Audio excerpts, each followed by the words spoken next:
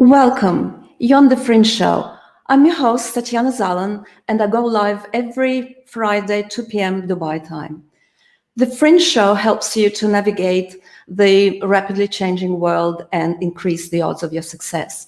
Here we talk about technology, startups, entrepreneurs, and mental models of successful people so that you too can take advantage of the opportunities in the new digital world that's upon us. Today, I'm talking about NFTs and why they're going to be a game changer for creators.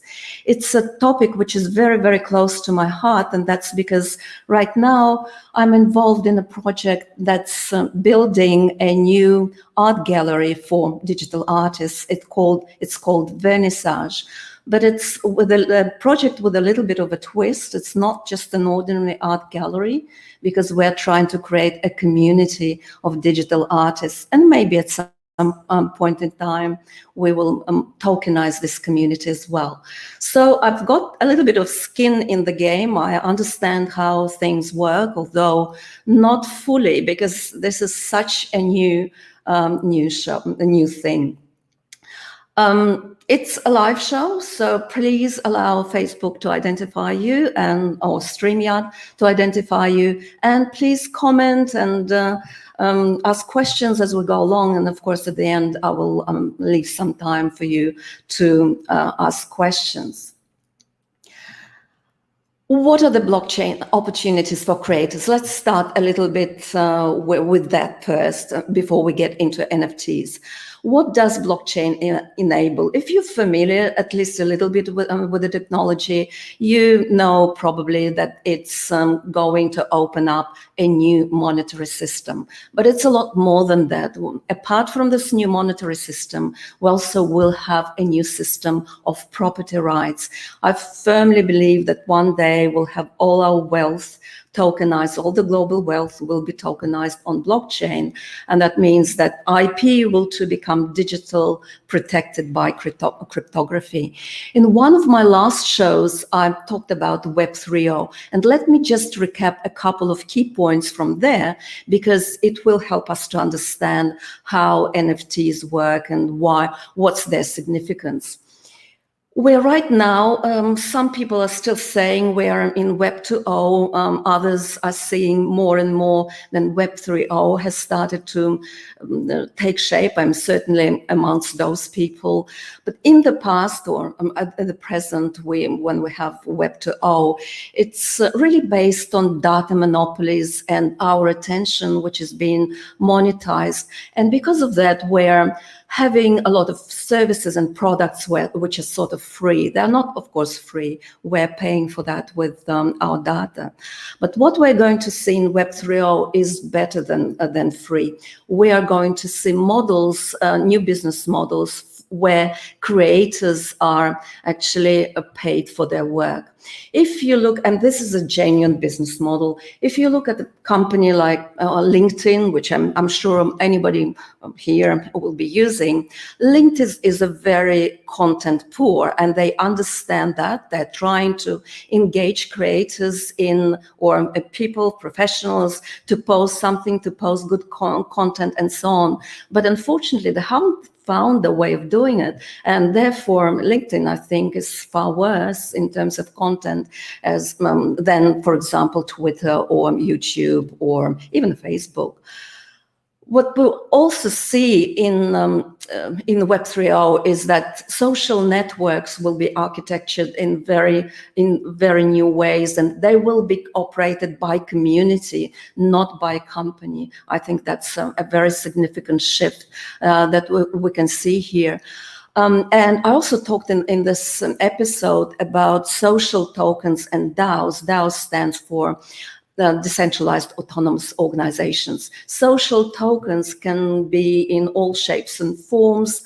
They enable the creation of new business models. They can be fan tokens centered on the creator. They can be brand-centered tokens. Even if you're a legacy brand, you can explore that opportunity.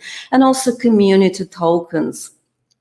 And what's the big significance of the token or the cryptocurrency that's part of these projects is that it allows new incentive systems and it allows alignment of objectives of all the users on the platforms that we don't see now with Web 2.0.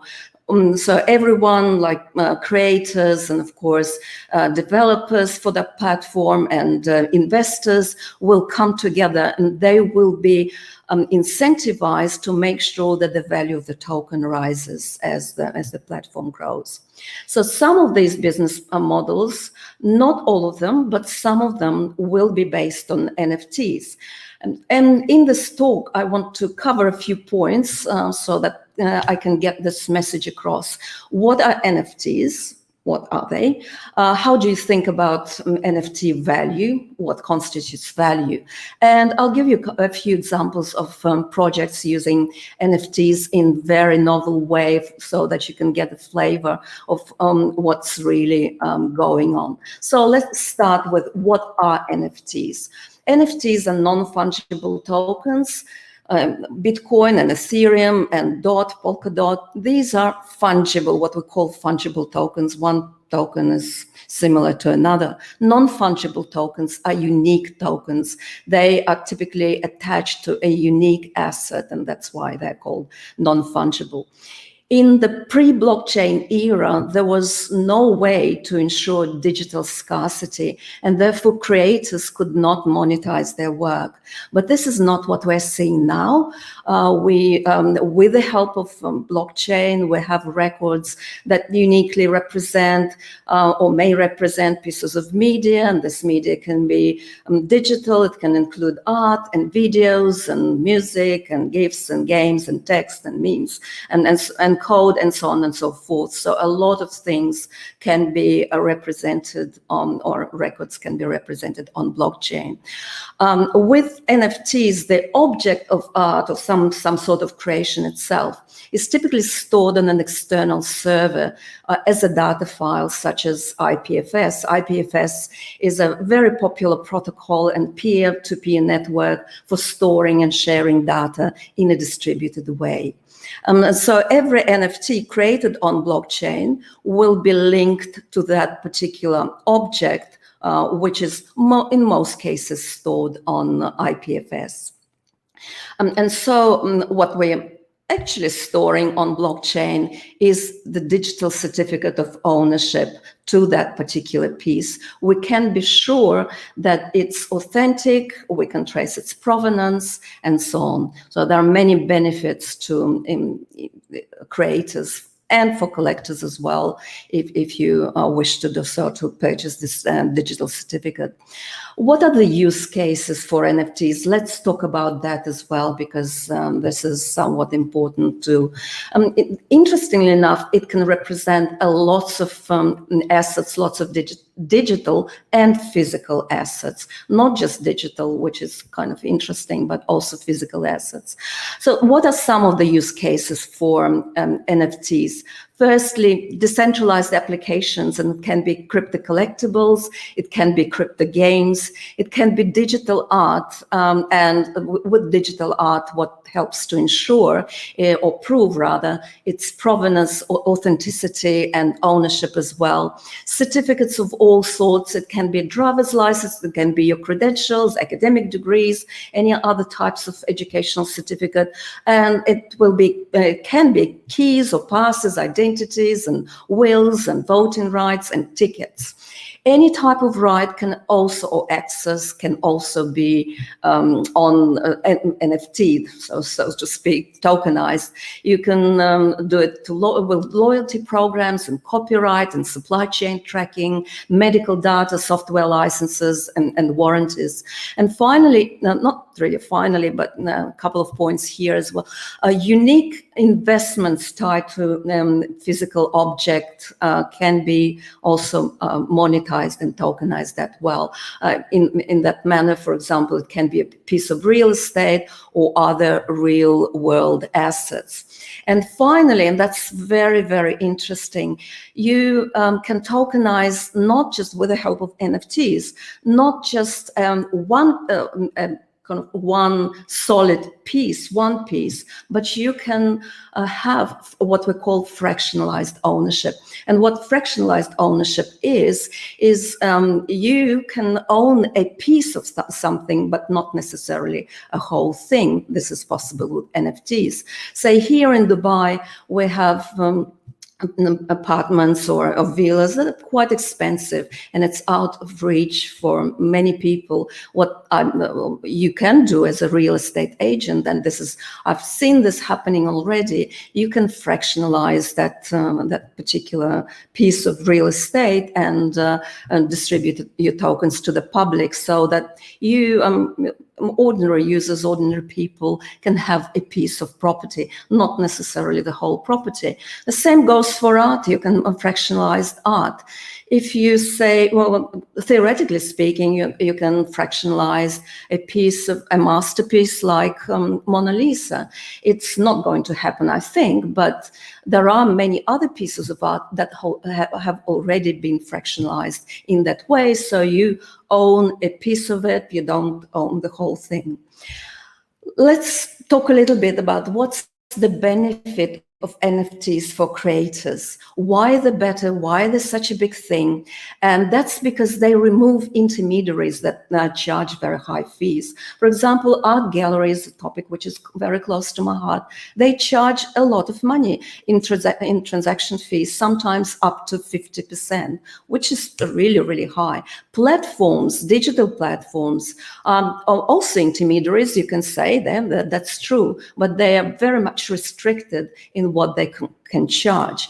They can also enable better pricing structures, because we can all of a sudden we have several pricing tiers with the help of NFTs. And when users become owners, user acquisition costs can go really nearly to zero. And that's what we've seen happening with an NBA Top Shot, which is a collectible. Their revenue in one of the months went up to $200 million without single penny spent on marketing. It was all peer-to-peer marketing and all around kind of viral marketing. It's definitely a community story.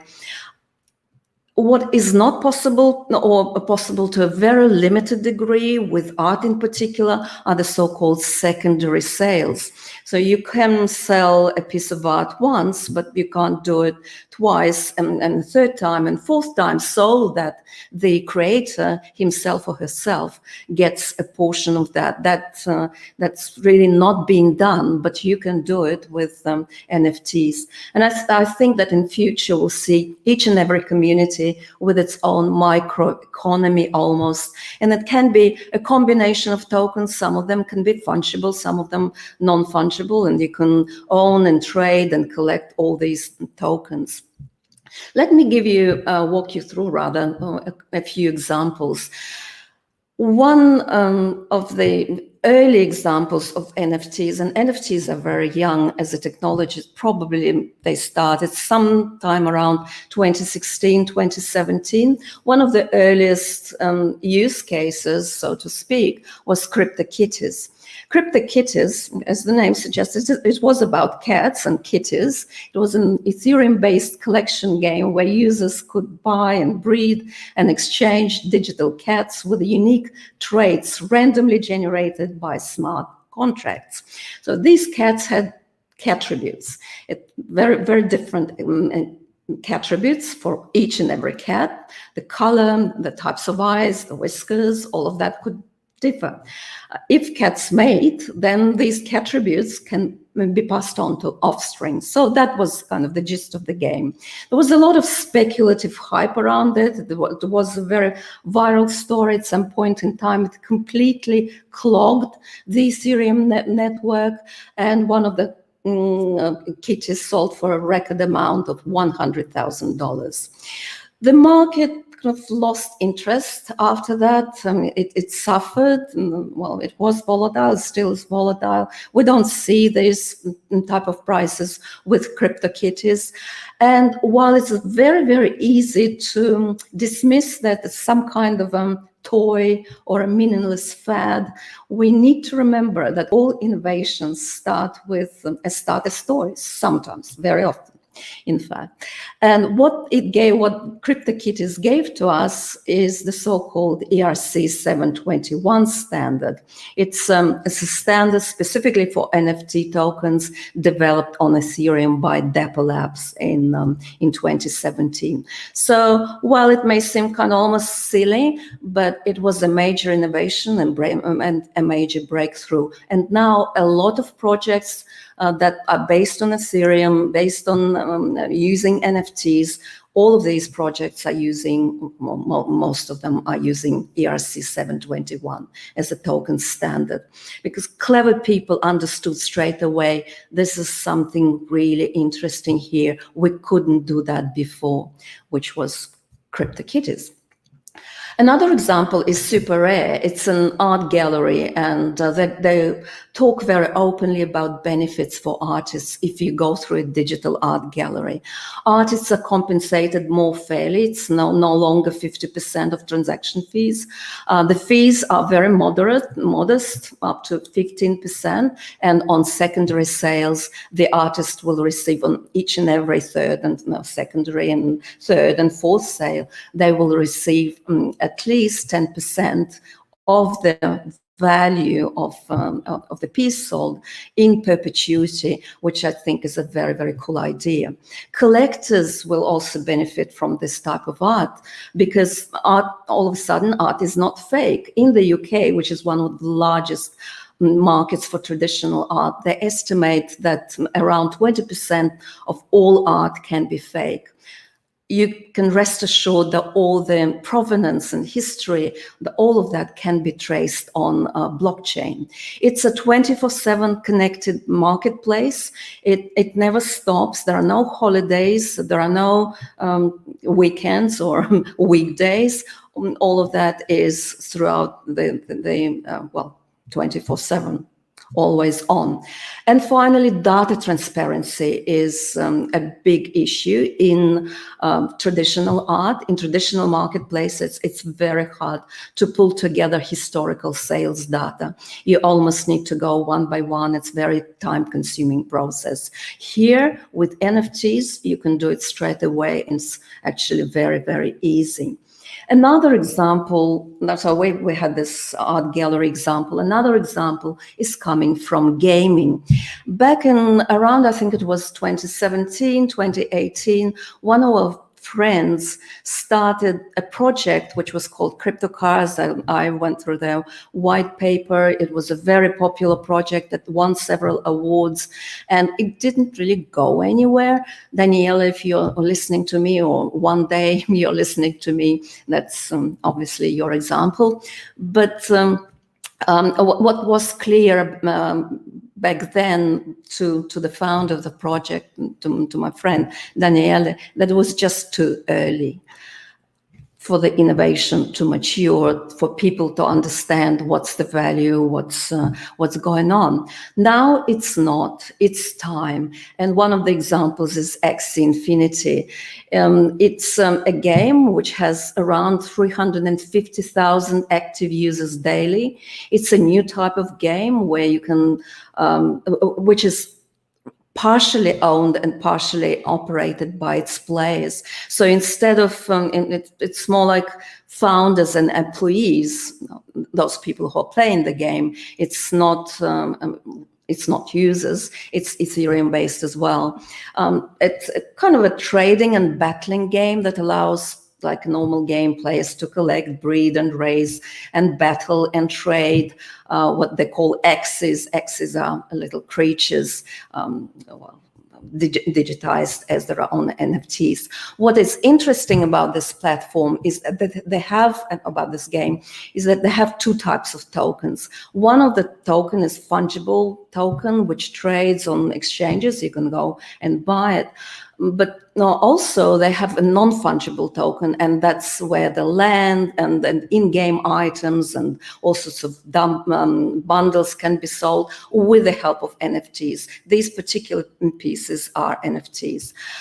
Now, what is also very interesting about Axie Infinity is that it allows players to earn income. It's not only you can spend your money on buying various items, but you can also earn it. And it's incredibly popular in Asia, and particularly in the Philippines, because people can earn several times more per day than they're doing in their regular jobs. That's possible. Another example is from an artist. In 2007, Mike Winkelmann, or his pseudonym, artistic pseudonym is Beeple, he's a digital artist. He posted new work of art online for the first time, and he continued to do that for almost 14 years. Every day he produced a piece of art that would absolutely no holidays, no weekends. Every day he produced a piece of art, and all these pieces of art, and to be more precise, 5,000 of them, became the building blocks of a unique collage in the history, most unique collage in the history of digital arts. It was minted exclusively for Christie, and the buyer paid almost $70 million for this work of art, called Everydays, the first 5,000 days that reflect the digital journey of a digital artist into this space. It was the very first time that a major auction house offered a piece of digital artwork, and it was made possible because of the NFT attached to that particular piece of digital art. Now, a couple of examples from music. If you're a musician, probably you need to be paying attention to that as well. Kings of Leon is probably one of the first groups or bands that decided to NFT their creation, their album, which is called You See Yourself. And that was done with the help of a platform called Yellow Heart. So that's a blockchain company that helped them to create, or as we call it, mint NFT. If you know a little bit about music and the music industry, you will probably know that one of the biggest problems there is digital piracy and low streaming royalties as well. The rates are really very low. And plus, when COVID hit, many of the performing artists couldn't go on tour anymore. And this is why the NFT idea for musicians is very, very clever. And what is also very interesting, it's not just for creators that it creates opportunities, but all of a sudden, digital music becomes an investment as well. What they did was different from maybe what other artists did. They created a limited edition of NFTs. They sold, I think, something like 2 million worth through this blockchain company. But as part of the project, what they also have is what they called NFT Yourself. And this is what offers more exclusive items and special rights for their fans, such as, for example, several front seats to one show of absolutely every single Kings of Leon tour for life. So until the end, you will be with them if you want to, until they tour. Let me stop here for a second and see who is here. Hello, Larissa. Great. No, that's okay. It will be recorded. I'm very happy to see you here from Australia. So that's Kings of Leon. Another interesting example coming from music is Song Camp, which is a music collective. What they did is also very interesting and unusual. They decided to break away from the traditional music industry. They published sort of a manifesto that I thought was very profound, and they've come up with a few insights, and I would like to read a couple of sentences from this almost like manifesto. They were describing the problems with the current music industry. The current music industry models condition us to believe certain untruths, that we must amass millions upon millions of streams a month to earn a decent living, that we must do one thing and build one brand identity and not stray away from that, and that we must spend an exorbitant amount of time and money finding our audiences by paying for data that is siloed off by opaque intermediaries, data that is rightfully ours. They divorce themselves from the traditional music industry, and this is what they're saying. We need not accrue millions of streams. We need not build one and only one version of ourselves, because it limits creators by definition. Why should they be doing only one type of art? And we sure as hell do not need to commoditize our music and let it sit frozen. And so they go on and on. And what they're also saying, which is quite interesting, is what we must do now is experiment. Songcamp is a place to run these experiments, and they're absolutely spot on here, because it is very experimental. It's also very, very new. What they did is put together several teams of musicians, a team of visual artists, and a team of project operatives, of project managers. They set themselves a time. In 2 weeks they need to produce 3 songs, that also some design, to cover artwork, and that goes with these songs, and also build and fund the release of this song. So marketing and project management was also part of it. It's from what I understand, they're doing these projects all over and over again for different musicians. So bye-bye traditional intermediaries. Before we kind of wrap it up, I want to talk a little bit about the value of NFTs. How do you judge how important, how rather valuable these NFTs are?